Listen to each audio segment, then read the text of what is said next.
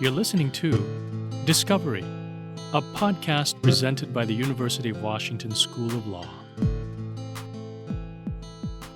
Welcome back to Discovery, a University of Washington School of Law podcast where we interview the law school's distinguished guests, faculty, and experts from around the world. I'm your host, Annie Kuo. Today we're speaking with Guha Krishnamurthy, a prominent voice in constitutional law and criminal procedure. The Dean of the University of Maryland Carey Law School in Baltimore says Guha's innovative voice on affirmative action both meets and anticipates this moment in American justice. We're speaking about his paper today, The Goose and the Gander, How Conservative Precedents Will Save Campus Affirmative Action, which he co-wrote with Peter Salib of the University of Houston.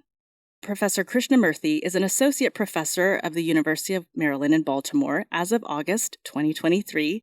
He previously taught at the University of Oklahoma College of Law, South Texas College of Law, and was a Klemenko Fellow at Harvard Law School. He has a number of credentials in addition to his JD from the University of Texas. He has a MS in Math from Michigan, a Master of Arts in Philosophy from UT, and have I forgotten anything? No, that's it. That's it, but that's a lot. Welcome, Guha, to the podcast. Thank you so much. It's so great to be here.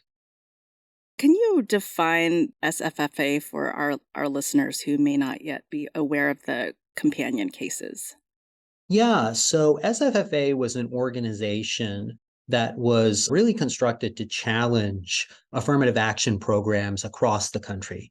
So they brought claims against both Harvard, a private institution, and the University of North Carolina, a public school, claiming that their operating of a affirmative action program, which both schools agree that they do, and their websites, showcase their, the fact that they are committed to operating affirmative action programs. So SFFA challenged both of them. They challenged the UNC program under the Equal Protection Clause of the U.S. Constitution, and they challenged Harvard's program because it's a private institution. It's not under the Constitution. It's rather under Title VI of the Civil Rights Act, which prohibits, among other things, educational institutions from discriminating in the offering of admission and other programs.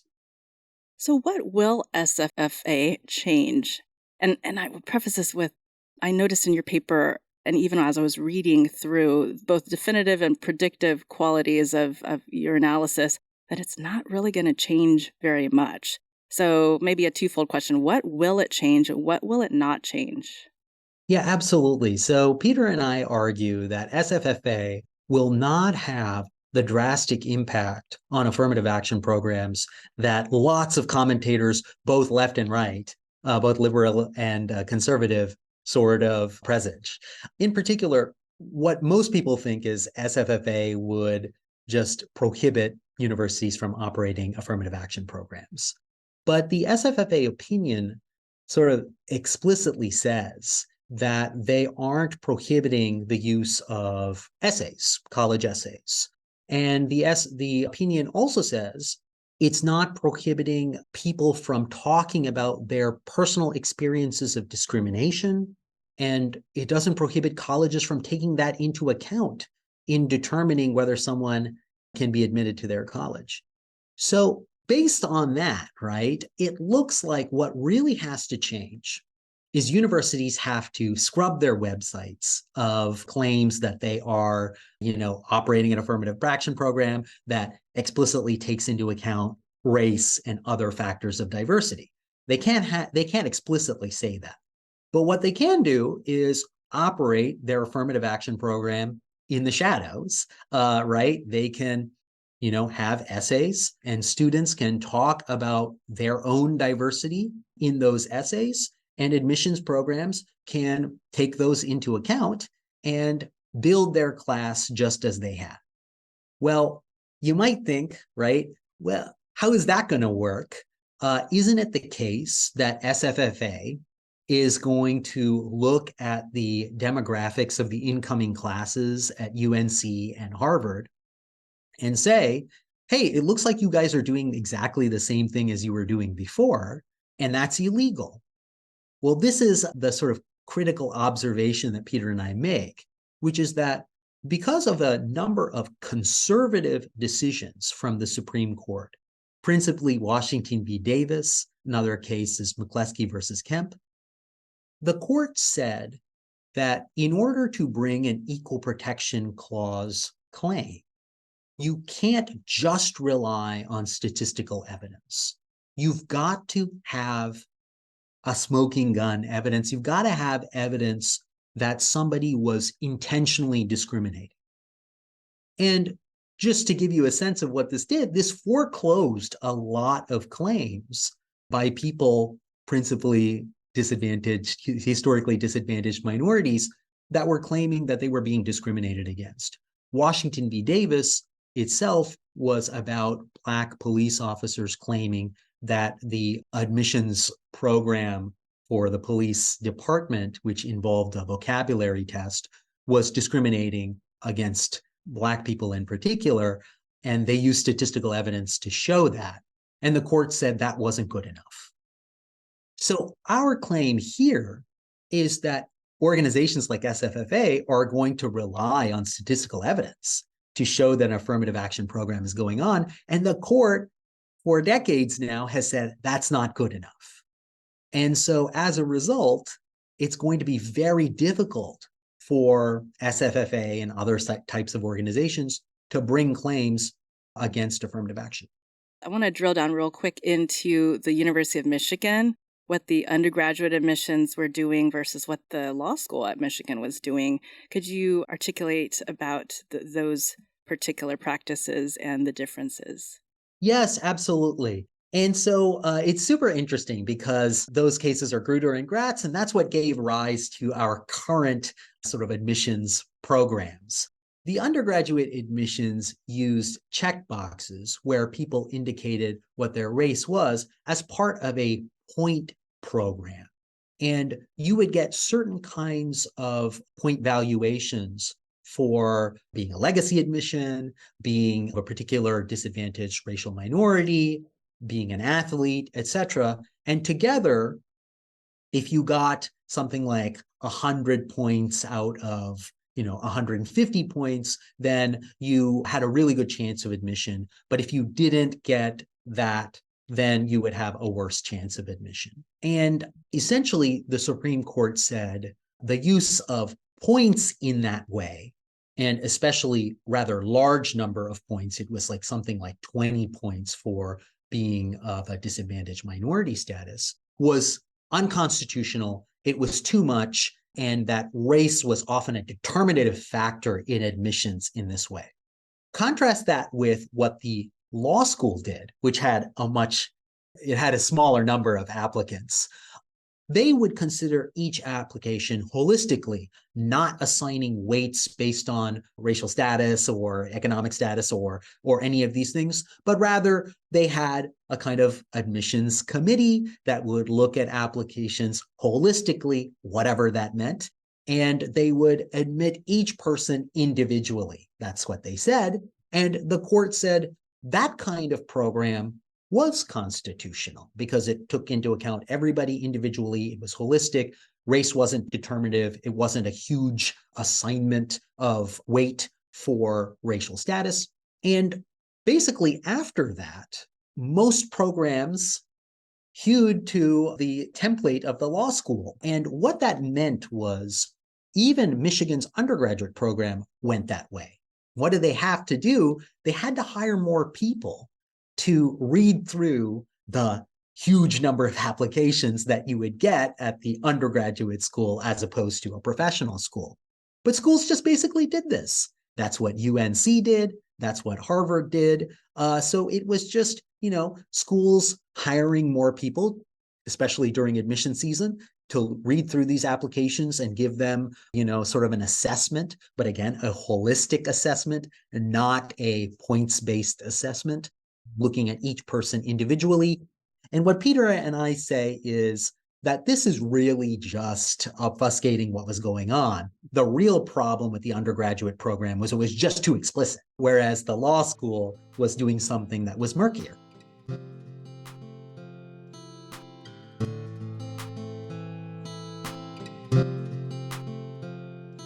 So in the Washington versus Davis and McCluskey versus Kemp cases, direct proof is required.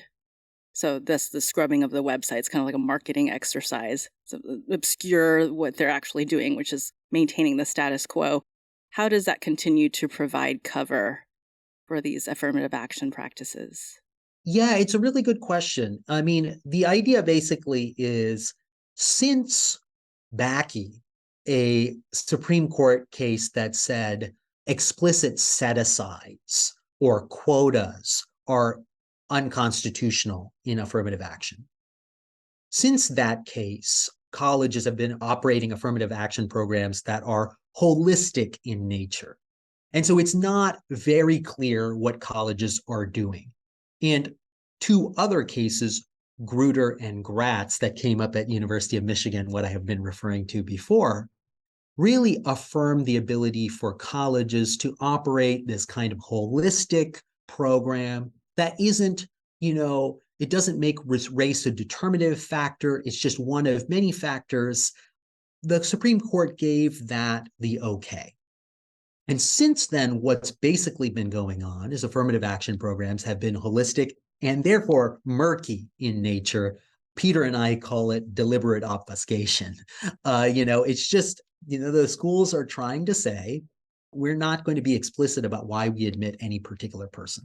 So at the same time, schools are telling everyone, hey, we do operate an affirmative action program. Now, suppose they stop saying that, they clear their websites of that, but they do what they have been doing all along, which is very murky. Nobody knows why any particular person has ever been admitted to the school. Then it will be very, very difficult to determine why anybody is admitted to the school going into the future. And based on that, you really won't be able to know what's the basis for their admission and whether they're operating an affirmative action program at all. All you will know at best is you might have some rough idea of what the demographic statistics are for a particular incoming class. And the Supreme Court has already told us that's not good enough. Now, the sort of next question is, well, what if the Supreme Court just changes its mind on that? What happens then? Suppose they say, well, we see this is problematic. You can now bring statistical evidence to show discrimination claims. Peter and I point out that this is a double-edged sword. This might actually be a boon to progressive and liberal causes because for decades now, they have been trying to bring claims of discrimination based on statistical evidence, and they've been shut out of the court. And if the Supreme Court says, we're going to reverse course, statistical evidence is enough, then what you'll see is actually progressives winning on other kinds of discrimination claims. And it gets slightly better too. We saw recently progressive groups challenging legacy admissions based on the statistically discriminatory impact against minority candidates and its benefit to majority candidates. And so if the Supreme Court says statistical evidence is good enough, that would really open the door for other challenges of college admissions that have had a traditionally discriminatory impact against minorities. So interestingly, if the Supreme Court wants to change its course and allow in statistical evidence, we really don't know what the net impact is going to be. And I think that there's a lot of room for optimism for progressives and liberals to bring the kinds of cases that they've been trying to bring all along. Won't statistics hold institutions accountable for the individual admissions decisions on the basis of race? What I'm trying to follow now is if there was a challenge based on statistical or less empirical evidence, it would then open the floodgates to challenge other kinds of admissions decisions like that of the legacies. Help me complete that. What does that then mean? It just means that, how are you making your decisions at all? It's just everything under a microscope? I think so, right? I think if we are in the situation where everybody gets to challenge admissions programs, what we might find is everything is under a microscope. And that might just really hinder universities from being able to operate admissions programs at all. And that usually will end up in something like a revisit by the courts about what kind of doctrine we have going on here. But one interesting point for university officials is that you might think SFFA would give them cause for pause in operating their admissions programs with an affirmative action criteria, because they might be litigation averse. They might think, oh, this, we should stop because, the Supreme Court has already said that this is unconstitutional. And even if there are sort of technical ways to get around this, as Krishnamurthy and Salib have indicated, there's some risk here. There's legal risk here. Let's table our affirmative action programs. One thing our observation shows is there is really no way to avoid litigation risk here. If it's the case that statistical claims can be brought, they will be brought from all sides. And so there's no way to avoid litigation risk. If you say, okay, we're going to remove our quote unquote affirmative action criteria, but we're going to still operate as we had before with legacies, then people are going to challenge that, and they're going to challenge it as racially discriminatory, and there's going to be litigation risk there. So I think, there's a sort of 2 points. One that you were alluding to, how is this going to work in the future? I don't know. And that's why I think the Supreme Court is not going to get rid of this bar on bringing statistical claims. But if they were to, it's sort of a message to university officials that maybe you should continue to operate just as you were, because there's no way to legitimately avoid litigation risk. Are the check boxes going to continue where you self-identify? And then how is that policed? Yeah, it's a very good question. So one thing that anybody who's applied to any kind of program knows is there are often checkboxes that ask for racial demographic information, sex, and gender, and other kinds of important information. And one might think, okay, well, even if the court has allowed essays, checkboxes are going to be really problematic here, because checkboxes, how are they being used? That seems explicitly racially discriminatory. Peter and I think that checkboxes still have a legitimate function, even in a post-SFFA-like world. And that is, universities may use checkboxes, the data that they gather from checkboxes, as a good check on themselves to determine what their admissions program is actually doing. So suppose one of these universities has checkboxes, they operate their admissions program without considering the checkboxes, but periodically, let's say once 50% of their class has been admitted, once 75% of their class is admitted, and once 90% of their class has been admitted, they look at the racial demographics and they ask themselves, hey, is our program sort of discriminating despite our best efforts? And if so, maybe we need to change aspects of our program, not so much that they have to change who they admit, because SFFA does seem to indicate that might be unconstitutional. And if somebody explicitly says, oh, hey, we've admitted too many people of this racial background, we need to readjust, that would be, if they wrote that in an email, that would be the kind of direct evidence that would garner, help support a claim. But instead, they could say, well, look, we've been operating this program in this way, and maybe this has elements of implicit bias or subconscious discrimination. We need to investigate and audit our program. That is still a useful function, and we think that that is still legal.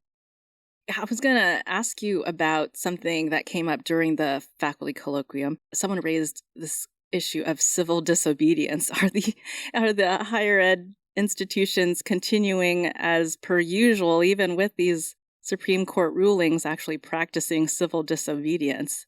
Can you address that question?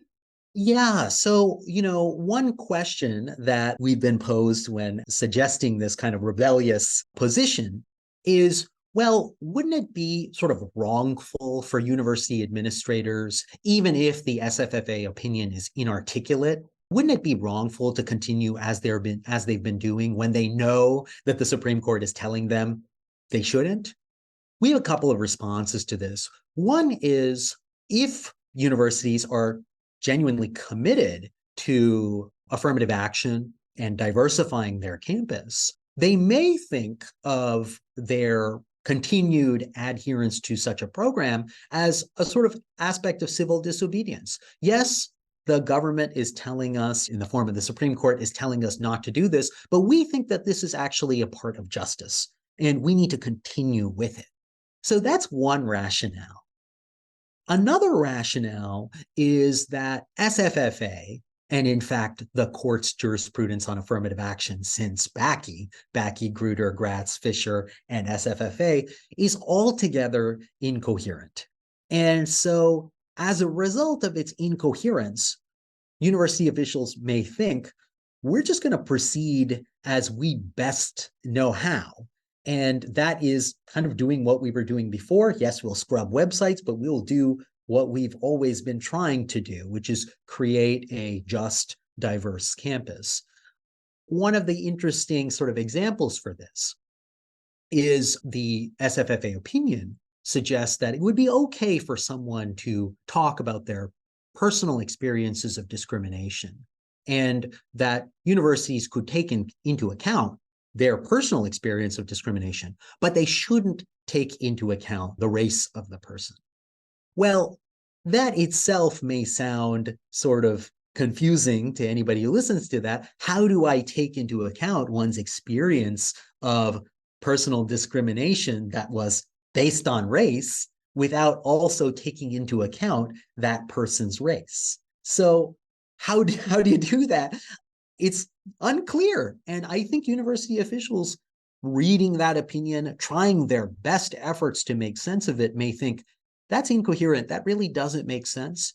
And we have a commitment to justice and to diversity on campus. So we're going to continue doing what we thought we could do before. We'll follow the sort of formal strictures of the SFFA opinion. But other than that, we're going to stick to it. In closing, is there anything from you and Peter's paper that hasn't been posited here, that a point you wanted to make about the future of race-based admissions? Yes. So one really interesting thing about SFFA is how far this is going to go.